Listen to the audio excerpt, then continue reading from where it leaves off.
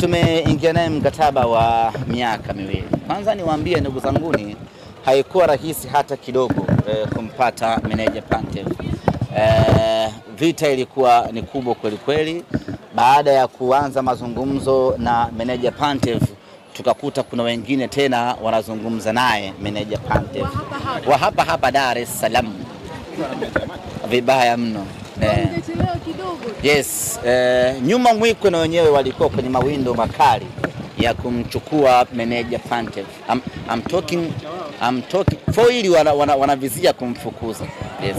Na kama wangefanikiwa kumpata meneja Pantev, leo hii mngeona thank you ya foili.